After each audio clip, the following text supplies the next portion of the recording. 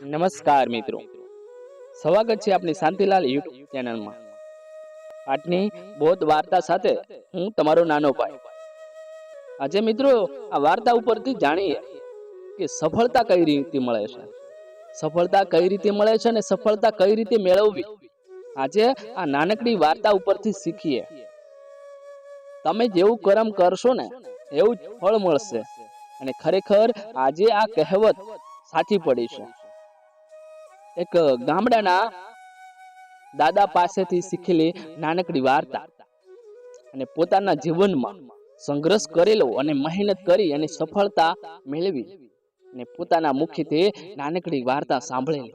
આજે આની એક વાત કેવી છે. એક નાનું ગામડું માલિપા. ગામડાની અંદર તમે માલિપા જાઓ ને, લોકો ભલે અમીર ના હોય, ગરીબ હોય, પણ તમે ત્યાં જાઓ ને એટલે ગામડાની અંદર મીઠો આવકારો અને સંસ્કારી વાતો મળે છે. અને આપણે દુઃખી થયેલા હોય ને તો પણ આપણું દુઃખ છે ને એ હળવું પડી જતું હોય છે. એ ગામડાની અંદર મીઠી વાતો, મીઠો આવકારો અને સંસ્કારી વાતો મળે છે. ભલે ગામડાના લોકો અમીર ન હોય, પરંતુ ત્યાં મીઠો આવકારો મળે છે. આજે એ ગામડાની અંદર એક બાપા એક રહેતા હતા અને પોતાના જીવનમાં ઘણો બધો સંઘર્ષ કર્યો, ઘણી બધી મહેનત કરી અને મહેનત કરીને પોતાના પગેથી ઊભા થયેલા આ એક દાદા ને એ દાદાને એક નાનો પોતાને એકનો એક દીકરો હતો ને એકનો એક દીકરો હતો ને પિતા રોજ આ દીકરાને સમજાવતા કે બેટા, મેં કેવું જીવન જીવ્યું છે એ હું તને બતાવું છું. મેં નાનપણથી લઈને મારા જીવનની અંદર મેં સંઘર્ષ કર્યો છે અને મારા પગ ઉપર હું ઊભો થયો છું. અને જ્યારે કોઈ પણને નાનું મોટું દુઃખ આવ્યું છે તો થતી મારાથી હું મદદ પણ કરી છે. મારા જીવનમાં મેં ક્યારે પોતાના પારકા ક્યારેય વિચાર્યું નથી. મને થતી મદદ મેં જરૂર લોકોની સેવા પણ કરી છે. અને મારા બાપા હતા ને, મારા જે મા બાપ હતા ને એ પણ એવા જ હતા. અમારે કહેવાય કે વારસો હતો, મારી પેઢીએથી આ વારસો આવે છે. એટલા માટે દીકરા, હું તને શીખવતો જાઉં કે ક્યારે કામ એવું ન કરશો કે તમારા મા બાપની પાઘડી કોઈકના પગમાં મૂકવી પડે, ક્યારે તમારા ઘરની ઇજ્જત આબરૂ ન જાય. તમે મહેનત કરો, સંઘર્ષ કરો અને પોતાના પગ ઉપર ઊભા થાઓ. અને તમારા આગળ કોઈ પણ મહેમાન આવે ને તો મીઠો એને આવકારો આપો, મીઠો આવકારો ને સંસ્કારી વાતો કરો. અને કહેવાય કે બેટા, તમે જ્યાં સારું કામ કરી રહ્યા છો ત્યારે ભગવાન પણ તમને સાથ આપે છે. અને બેટા સાંભળ, તમે સારું કામ કરો છો ને ત્યારે ઘણા પ્રકારની કસોટીઓ આવે છે, ઘણા પ્રકારના દુઃખ આવે છે, પણ દરેક દુઃખનો સામનો કરવો પડે છે અને દરેક કસોટીને પાર કરવી પડે છે. જો તમે આટલું કરી શકશો ને તો સમજી લેજો કે તમે જીવનમાં સફળ થઈ જવા. જો અંતે તમે હારી ગયા ને તો તમે કંઈ પણ નહીં કરી શકો. એટલે જ્યારે તમે જે પણ કાર્ય કરો છો ને ત્યારે ઘણા બધા દુઃખ અને કસોટી આવ્યા કરે છે, પણ દરેક કસોટીને આપણે પાર કરવી પડે છે. અને જે કહેવાય કે સાચી રીત ઉપર જ્યારે તમે આવો છો ને ત્યારે ભગવાન ખુદ તમારી કસોટી કરે છે. જો એ ભગવાનની કસોટી કરેલીમાં તમે હારી ગયા તો સમજી લેજો કે તમે નિષ્ફળ છો. જો તમે સમજી લો કે જીતી ગયા તો તમારો છે ને બેડો પાર થઈ જશે. એટલે ઘણી બધી આવી નાની મોટી વાતો કરેલી. પોતાનો એકનો એક દીકરો કહેવાય કે શહેરની અંદર કમાવા માટે જાય છે. પોતાનો એકનો એક દીકરો શહેરમાં કમાવા માટે જાય છે.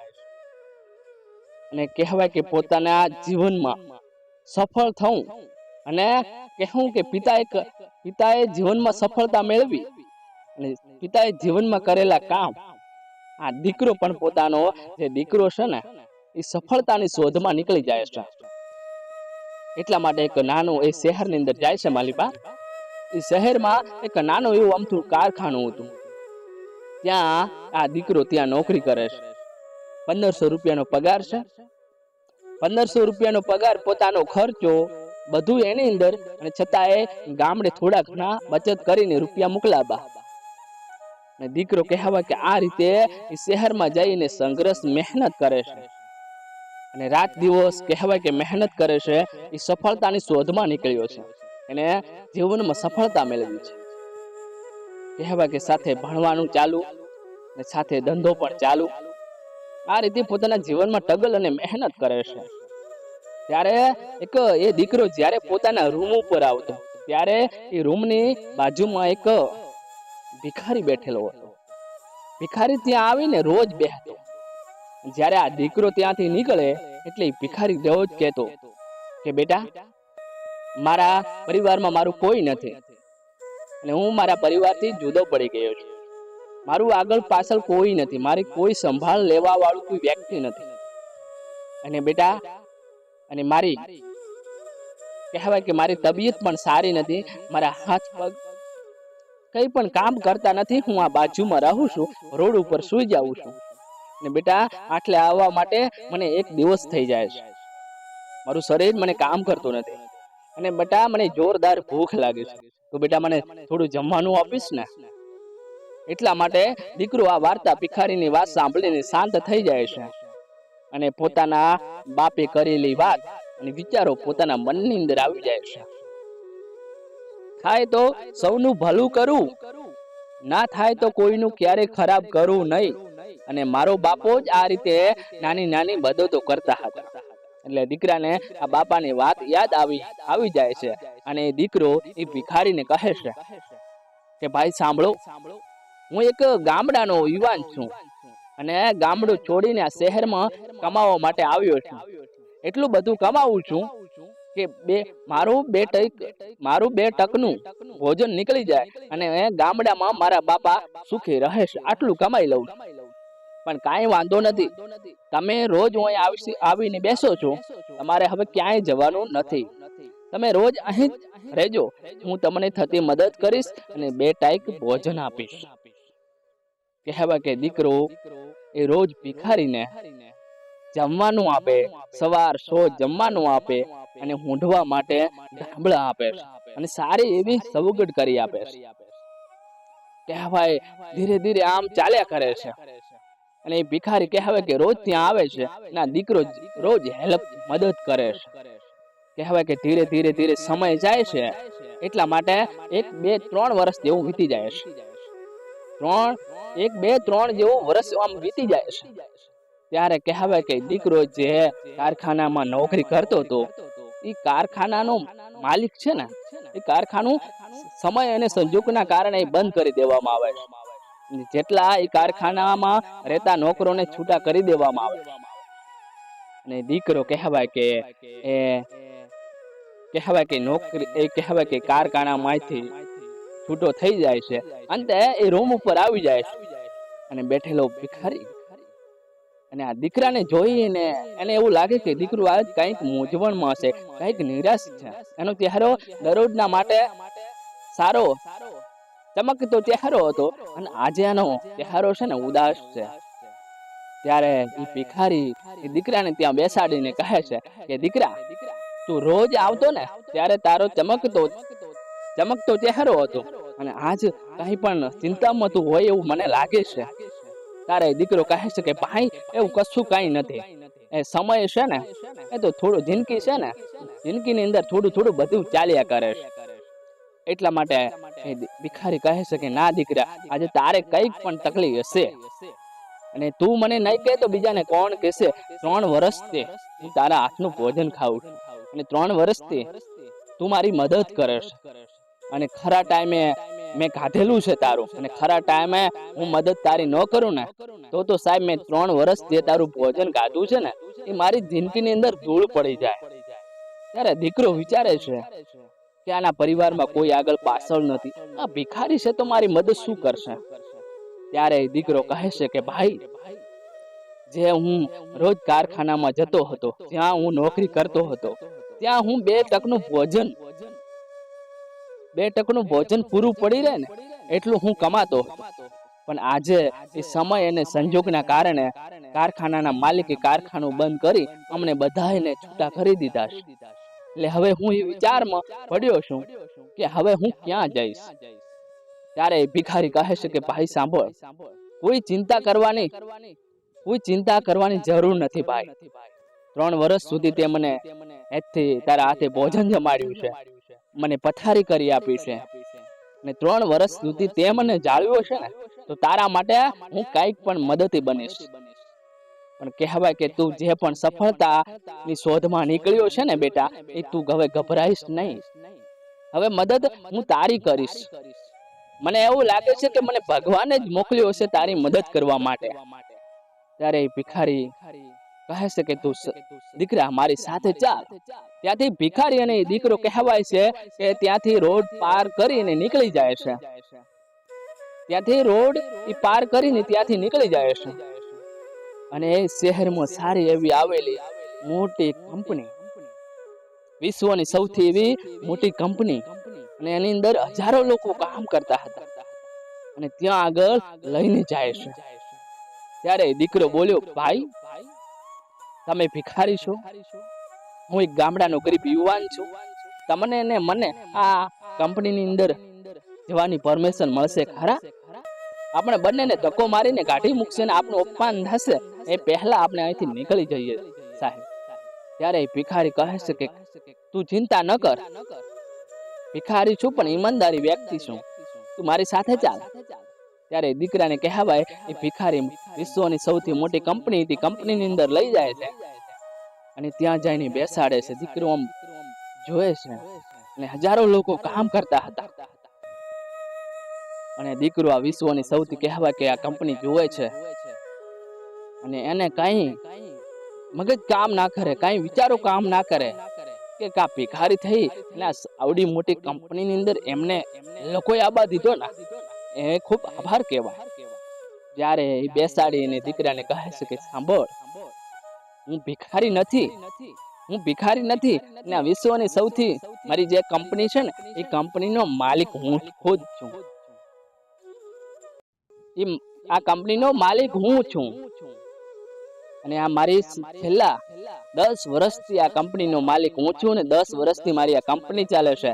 જે પણ હજારો લોકો છે ને, એ મારી કંપનીની અંદર કામ કરે છે. દરેકે દરેક માણસોને મેં આ જ રીતે અહીં મારી કંપનીની અંદર લાવેલા છે. મારી કંપનીની અંદર મારી આ કંપની છે, મને એનાથી કોઈ મતલબ નથી, પણ લોકો કેવા છે, સંસ્કારી લોકો કેવા છે, મારી કંપની કઈ રીતે ચલાવશે, અને લોકોના હું પારખા કરું, અત્યારના લોકો કેવા છે. બસ મારા કંપની છે ને, જે આવા ગામડાના કહેવાય, જે પણ જે લોકો કોઈ પણ નાની મોટી ભીખ માંગતા હોય, જે પણ રખડતા હોય છે, એ લોકોને રખડવું ના પડે, ભીખ ન મોંઘવી પડે, એના માટે મેં આ કંપની બનાવ્યો છે. દરેક અને બધાને હું પગાર આપું છું. અને ભાઈ, મેં તારા સંસ્કાર જોયા, મેં તારા સંસ્કાર જોયા, અને તારી વાતો મેં સાંભળી, એના ઉપરથી મને લાગ્યું તે મારી 3 વર્ષ સુધી મદદ સાહેબ કરી છે, અને આજે હું તને અહીંથી નિરાશ કરીને મૂકું ને, તો મારી જીવનમાં ધૂળ પડે છે. મિત્રતા કોને કહેવાય? સફળતાની શોધમાં તું નીકળ્યો, સફળતા કોને કહેવાય? પણ કહેવાય કે જ્યાં જ્યાં તું હારી જાય, જ્યાં તું હારી જાય, જ્યાં દુઃખ આવે છે ને, ત્યાં સારા કામ કરેલા હોય ને, ત્યાં ભગવાન પણ ખુદ આવે છે, ભગવાન પણ ખુદ આવે છે. એટલા માટે તમે સફળતાની શોધમાં નીકળ્યા છો. ઘણા બધા દુઃખ આવે છે, પણ એ દુઃખોને બધા બહાર કરવા પડે. તારી આ જીવનની પહેલી કસોટી હતી મિત્ર, એટલા માટે તારી આ જીવનની પહેલી કસોટી હતી. હું કોઈ ભિખારી માણસ નથી, હું કોઈ ભિખારી માણસ નથી, કંપનીનો માલિક. ત્યાંથી કહેવાય કે આ દીકરો, કહેવાય કે આ દીકરો ત્યાં બેસી જાય છે અને પોતાના બાપે દાદે કરેલી વાર્તા પોતાના જીવનમાં એક ઉતારી આપે છે. ત્યારે દીકરાને ખબર પડે છે કે મારો બાપ છે ને મને કહેતા હતા કે મેં કેવું જીવન જીવીને બતાવ્યું છે, કર્યું, જીવન કેવું જીવ્યો છું. આજે મારા પિતાએ મને ખરેખર નજરોથી નજર મારા પિતાનો મને જીવન જોવા મળ્યું છે. ખરેખર છે કહેવાય કે સફળતાની શોધમાં નીકળ્યો હતો અને મેં આ સફળતા મેળવી છે. ત્યારે કહેવાય કે આ કંપનીની અંદર દીકરો કહેવાય કે મેનેજર તરીકે બને છે. આ મોટી વિશ્વની સૌથી કંપનીની અંદર એને નોકરી મેનેજરની મળે છે સાહેબ. લાખો રૂપિયાના પગારની નોકરી મળે છે સાહેબ. એટલા માટે કહેવાય, એટલા માટે કહ્યું છે, જેવું કર્મ કરો ને એવું જ મિત્રો ફળ મળે છે. હંમેશના માટે એટલું યાદ રાખજો. તમે નોકરી કરો, બિઝનેસ કરો, કોઈ પણ કરો છો, તમારા મા બાપને ખુશ રાખજો. અને બને ને તો જીવનની અંદર થોડીક તમારા હાથેથી કોઈની મદદ કરી લેજો. ત્યારે દુઃખ પડશે ને ત્યારે એ કરેલી મદદ અને કરેલું પુણ્ય કામ આવશે. એટલા માટે કહ્યું છે કે સફળતાની શોધમાં હું નીકળ્યો હતો, પણ ખરેખર મેં સફળતા મેળવીને બતાવી છે. એટલા માટે આ નાનકડી વાર્તા ઉપરથી ઉદાહરણ પૂરું પાડ્યું છે. એટલે મિત્રો ખરેખર સમજી લેજો, તમે બેસીને વિચાર કરજો અને સમજી લેજો આ સફળતાની કહાની છે. એટલા માટે તમારા જીવનની અંદર તમે મિત્રો ઉતારી દેજો અને જીવનની અંદર કાંઠ મારી દેજો કે જ્યારે દુઃખ પડે છે ને ત્યારે કોણ સાથ આપે છે અને કોણ આપણા જોડે આવે છે, કેવા કર્મો કરેલા છે એ આજે ની ખબર પડે. તમારું જ્યારે ગઢપણ હોય કે દુઃખ આવે ને ત્યારે કરેલા કર્મો તમને આડા આવે છે. એ ત્યારે તમને નજરોથી નજર જોવા મળે છે કે મારા જીવનની અંદર મેં કેવા કર્મો કરેલા છે. એટલે જેવા કર્મો કરશો ને એવું જ ફળ મળશે. એટલા માટે કહ્યું છે, થાય તો સૌનું કરો ભલું, નકા કોઈનું ખરાબ વિચારતા નહીં. અને નીકળ્યો તો સફળતાની શોધમાં, અને હું હિંમત હાર્યો નહીં. મિત્રો ખરેખર આજની વાર્તા સાથે જોરદાર મિત્રો વાર્તા હતી. એટલે જીવનની અંદર ક્યાંક આ વાર્તાને ઉતારી દેજો. વિડીયો ગમ્યો હોય તો વિડીયોને લાઈક, શેર કરી ચેનલને સબસ્ક્રાઇબ કરવાનું ના ભૂલતા. જય હિન્દ, જય ભારત.